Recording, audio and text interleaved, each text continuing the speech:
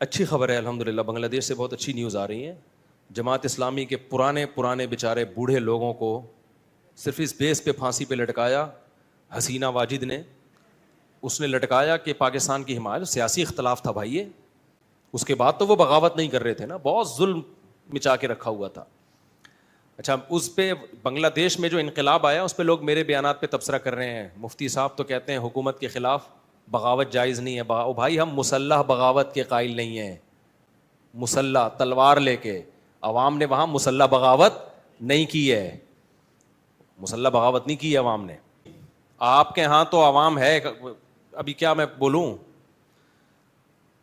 کراچی کی تو ماشاءاللہ عوام کو اللہ ہدایت دے، یہ اس ظلم کے خلاف نہیں دھرنا کر سکتے جو براہ راست ان کے اوپر ہو رہا ہے. جو قتل ہو رہا ہے نا کراچی کی گلیوں میں، گٹر وٹر پہ تو بیان ہم نے چھوڑ دیے، ابھی تو قتل و غارت پر بات کرو.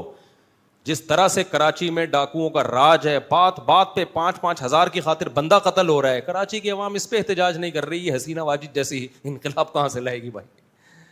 اس لیے ہم کیا کریں، ہم مسلح اس کی بات کرتے ہیں، کیونکہ اگر مسلح بغاوت ہوگی پھر تو خون خرابہ ہوگا، بہت بربادی ہوگی، پھر کٹیں گے وہ، مریں گے، نتیجہ پھر غیر جو طاقتیں ہیں وہ قبضہ کر لیں گی. اس کے ہم قائل نہیں ہیں. باقی عوام کا عوامی احتجاج وہ اس کا رائٹ ہے، اس کا حق ہے. حسینہ واجد نے بہت ظلم کیا بنگلہ دیش میں. بوڑھے جماعت اسلامی کے لوگوں کو پھانسی پہ لٹکایا ہے، بوڑھے لوگوں کو. اور پھر کوٹا سسٹم اتنا خراب تھا، سارے بندے گورنمنٹ میں اپنے بھرے ہوئے تھے اس نے. تو بنگلہ دیش کی عوام زندہ دل تھی. ہمارے تو کراچی میں دیکھ لو کیا ہو رہا ہے، پھسے ہو گئے ہم لوگ، مر گئے ہیں. طاقت کی باتیں کرتے رہیں گے بیٹھ کے. باتیں اتنی بڑی چھوٹی کرنی نہیں ہے، چھوٹی بات ہی نہیں کرنی. ابے تم پہلے یہ تو ٹھیک کروا لو یار، جو چھوٹا موٹا کام ہے. ایک دم ایکسٹریم لیول پہ نظام بدل دو، پلٹ دو، یہ کر دو، وہ کر دو. تو وہاں طاغوت کی باتیں نہیں ہو رہی تھی. انہوں نے کام کیا اور مسلح اسلحہ لے کے نہیں نکلے. اسلحہ لے کے نکلنے میں تو ملک میں خون ریزی ہوتی ہے، ملک میں بیرونی طاقتیں آ جاتی. انڈیا آ جاتا. تو انہوں نے جو بھرپور احتجاج کیا اس ظلم کے خلاف. اور ظلم بھی کس نوعیت کا، کوٹا سسٹم میں اتنا ہر جگہ حکومتی جو وہیں کے ایک مخصوص طبقے کے لوگ بھرے ہوئے، ان لوگوں نے پھر احتجاج کیا، خاندانی احتجاج کیا اور اس کا انقلاب آیا ہے. وہاں کی فوج نے کہا جاتا ہے 45 منٹ کا ٹائم دیا حسینہ واجد کو، لیکن ان لوگوں نے زندہ دلی دکھائی. مچھلی کھاتے ہیں نا، ایکٹیو ہوتے ہیں. زندہ دلی دکھائی اور اٹھا کے اس کو پٹخ دیا. تو فوج تو فیور کر رہی تھی اس کو، لیکن پھر فوجیوں نے اس کو بولا بھائی آپ کے پاس 45 منٹ کا ٹائم ہے، عوام ٹکا بوٹی کر کے چبا جائے گی، 45 منٹس میں آپ پتلی گلی سے نکل لیں. آپ نکل گئی اور سیدھا گئی کہاں ہے؟ بنگلہ دیش کو انڈیا نے کیپچر کیا ہوا تھا. انڈیا بنگلہ دیش کا اپنا کچھ بھی نہیں تھا، سارا کس کا سسٹم چل رہا تھا. تو اب بنگلہ دیش کو اصل معنی میں انڈیا سے آزادی ملی ہے. اور ہمارے لیے بہت اچھی خبر، اتنی مایوسیوں میں کچھ اچھی خبر بھی، کہ پہلی دفعہ ایسی گورنمنٹ آئی ہے جو پاکستان کو فیور کر رہی ہے. جماعت اسلامی کے بوڑھے لوگوں کو جیلوں سے رہا کیا انہوں نے. یار تمہارا سیاسی اختلاف تھا، اگر وہ وہ بنگلہ دیش کے ٹوٹنے کے قائل نہیں تھے تو سیاسی اختلاف کہہ لو اس کو، اب تو بن گیا تھا نا. ان کو لٹکانے کی کیا ضرورت تھی؟ جب بھی کوئی ملک بنتا ہے تو سیاسی اختلافات ہوتے کہ نہیں ہوتے؟ مولانا حسین احمد مدنی رحمۃ اللہ علیہ پاکستان بننے کے قائل نہیں تھے، ان کی رائے یہ تھی نہیں بننا چاہیے. مولانا اشرف علی تھانوی قائل تھے پاکستان بننے کے، لیکن ان دونوں کے مریدوں میں کبھی لڑائی نہیں ہوئی، ان دونوں میں بھی کبھی لڑائی نہیں ہوئی، سیاسی اختلاف تھا. جب پاکستان بن گیا تو پھر مولانا حسین احمد مدنی کا وہ تاریخی الفاظ ہیں، انہوں نے کہا میں پاکستان کو فیور کروں گا. لوگوں نے کہا آپ تو بننے کے خلاف تھے. انہوں نے کہا بھائی مسجد بننے میں اختلاف ہو سکتا ہے کہ یہاں بنے گی کہ نہیں بنے گی، جب بن جائے تو اس مسجد کا احترام واجب ہے. بحث ہوتی ہے نا یہاں مسجد بننی چاہیے، انہوں نے پاکستان کو ملک نہیں مسجد سے تعبیر کیا. تو یہ بڑے لوگ تھے بھائی، تو وہ اختلاف کیا ہو گیا؟ ختم. تو بنگلہ دیش بننا چاہیے تھا نہیں بننا چاہیے تھا، پرانا اختلاف تھا. جب بن گیا تو اب کیا کرنا ہے؟ بننا چاہیے تھا، تو ہونا تھا جو ہو گیا نا. تو اب تو جب ایک کنٹری بنا تھا اس کو اسٹیبل کرنے کی کوشش کرنی چاہیے. آپ نے وہ جو سیاسی اختلافات والے لوگ تھے ان کو اٹھا کے لٹکانا شروع کر دیا یار. مذہبی لوگوں کا گلا گھونٹنا، آپ کی پوری سیاست ہی انڈیا کے فیور میں، پاکستان کے مخالفت میں. تو انڈیا سے تو آپ کو بھی آزادی ملی تھی. تو اب یہ ہمارے لیے بہت اچھی خبر ہے کہ وہاں کی عوام اٹھی. اور علماء کو ویزے نہیں ملتے تھے بنگلہ دیش کے، میں بھی نہیں جا سکا اب تک بنگلہ دیش. میرا بھی ارادہ اور ایک چکر ہم بھی لگا کے موسلی کھائیں گے موسلی. وہاں بنگلہ دیش کی مچھلی کا مزہ یہاں والا نہیں ہے, وہاں الگ ہی مزہ ہے. تو مچھلی کھائیں گے, کیا خیال ہے تھوڑی سی بنگالی زبان بھی سیکھیں گے. تو ایک اچھی گورنمنٹ آئی ہے وہاں پہ, اللہ کرے یہ اسٹیبل رہے. فوج میں بھی بڑی تبدیلیاں ہو گئی ہیں وہاں پہ. تو عوام کا اس طرح کا زبردست ایک احتجاج ہوا ہے اور انہوں نے اپنا حق, تو ایسے احتجاج کے ہم خلاف نہیں ہیں. ہمارے بغاوت والے بیانات پہ لوگ یہ سمجھتے ہیں کہ مفتی صاحب عوام کو کہہ رہے چپ گونگے بن کے بیٹھے رہو. ایسا نہیں ہے بھائی, ہم تو خود بھی جا کے جو بات حق ہوتی ہے وہ کرتے ہیں, جو ہمیں جتنا موقع ملتا ہے. تو عوام اس طرح کا احتجاج کریں, ہمیں کوئی اعتراض نہیں ہے بھائی.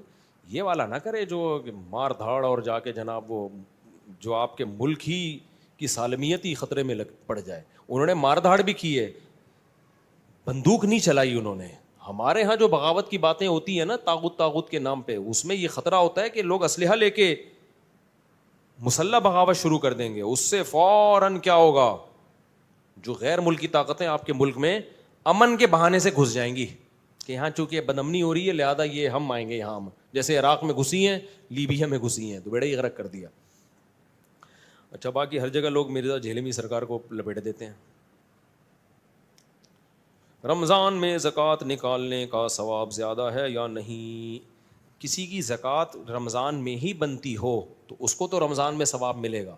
بنتی شعبان میں تھی, اس چکر میں ڈیلے کر دی کہ رمضان میں زیادہ ثواب ہے, اب ثواب زیادہ نہیں ملے گا. سمجھ رہے ہو؟ اب نہیں ملے گا کیونکہ آپ کی بنتی شوال میں تھی, آپ رمضان تک کھینچ رہے ہو اس کو اگلے سال, یا شعبان میں بنتی تھی آپ, ہاں اس لیے ڈیلے کر دی کہ کوئی مستحق نہیں مل رہا, تو ایک الگ بات ہے. تو رمضان کے چکر میں زکوٰۃ میں تاخیر کرنا ٹھیک عمل نہیں ہے. یار اب تو میری ہو گئی نا, اب میں لوگوں کو, کسی نے کہا کہ اب مفتی صاحب کی ہو گئی ہیں اب وہ چپ ہو جائیں گے. میں نے کہا میں چپ ہونے والا, اگلے نے انٹرویو میں کہا یہ چپ ہونے والا آدمی نہیں ہے, یہ نہیں چپ ہوگا, میں دوسروں کی کراؤں گا. ہماری ہو گئی تو کیا ہوا, ہم بیٹھ گئے اپنے رشتے ہی نہیں میں تلاش کر رہا. لیکن آپ کے لیے بھی موٹیویٹ کرتا رہوں گا, مرنے سے پہلے بھی موٹیویٹ کروں گا, جب تک میرے جیسے 25-30 مولوی پیدا نہیں ہو جاتے.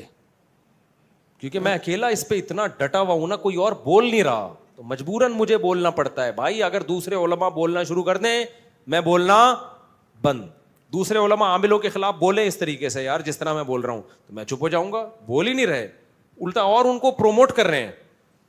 اس لیے مجھے پھر بولنا پڑتا ہے بار بار عاملوں کے خلاف, ہر دوسرے بیان میں شادیوں پر بولنا پڑتا ہے. دوسرے علماء بولیں گے تو ہم کیا ہو جائیں گے, چپ. البتہ یہ ہے کہ علماء میری حوصلہ افزائی کرتے ہیں, کہتے ہیں یار ہم نہیں بولتے کیونکہ ہماری ایک ہے, ہم سے ہو بھی نہیں دوسری, بندہ کیا ہے لگا رہا ہے, مفتی صاحب ٹائٹ ہو گیا, خاندانی ہو گیا. اس پہ مجھے خوشی ہوتی ہے کہ علماء کی سپورٹ حاصل ہے, دعائیں الحمدللہ ان کی. وہ کہتے ہیں قدم بڑھاؤ, ہم تمہارے ساتھ نہیں ہیں لیکن قدم بڑھاؤ. ساتھ کہاں ہو رہے ہیں, یہ ایسے قدم بڑھاؤ کہ ہم تمہارے ساتھ نہیں, قدم بڑھاؤ مفتی صاحب. میرا نام, اچھا جن کمبختوں نے کی ہیں 2 شادیاں وہ سالے وہ صحیح علماء ہیں, بہت کم ہیں جو صحیح علماء کر رہے ہیں, یہ عامل وامل کر رہے ہوتے ہیں, روحانی ٹوپی ڈرامے. میرا نام اکرام ہے اور میں کافی دور سے آیا ہوں امریکہ سے. میں بھی امریکہ جا رہا ہوں میرے بھائی, وہیں جا کے ملیں گے, عصر میں ملنے آپ. انتقال کے بعد میاں بیوی کا رشتہ ختم ہو جاتا ہے کیا؟ مرنے کے بعد دنیا کے لحاظ سے ختم ہوتا ہے, آخرت کے لحاظ سے ختم نہیں ہوتا. دنیا کے لحاظ سے رشتہ ختم ہوتا ہے تبھی تو بیوی کو عدت کے بعد ایک اور شادی کی اجازت ہے. اگر رشتہ ختم نہ ہوتا تو شادی کر سکتی تھی وہ. میاں کو بھی اجازت ہے, اللہ نہ کرے کسی کی 4 مر جائیں تو وہ دوبارہ سے کر سکتا ہے, اللہ نہ کرے کسی کی مر جائیں, کہ میں خوشی میں نہیں کہہ رہا یہ, تو عدت کے بعد جو ہے نا تو عورت شادی کر سکتی ہے. تو یہ دنیا کے لحاظ سے, لیکن آخرت کے لحاظ سے ختم نہیں ہوتا. اگر کوئی مرد مر گیا, عورت بیوہ ہو گئی, تو جب تک وہ کہیں اور شادی نہیں کرتی آخرت کے کھاتے میں اسی شوہر کی بیوی شمار ہوتی ہے وہ. لہذا وہ اپنے اس شوہر کے لیے دعا بھی کر سکتی ہے, اس کو یاد بھی کر سکتی ہے, کہ مانگ بھی سکتی ہے اللہ سے. لیکن اگر کہیں اور شادی کر لی ہے پھر اس کو نہ مت مانگے, کیونکہ پھر اس دوسرے شوہر کے ساتھ بے وفائی ہے. یہ شوہر کو پتہ چل گیا کہ تہجد میں مانگ وسیم کو رہی ہے, بیوی میری بنی ہوئی ہے, اس کو تو غصہ آئے گا نا, تو اس کی حق تلفی ہے پھر. اچھا میرے بھائی, مرنے کے بعد روح اپنے گھر میں آتی ہے؟ نہیں آتی, شکر کرو نہیں آتی, آتی ہوتی ہیں اور ہم دیکھ لیتے تو پھر ہم بھی کسی اور کے گھروں میں جا رہے ہوتے روح بن کے.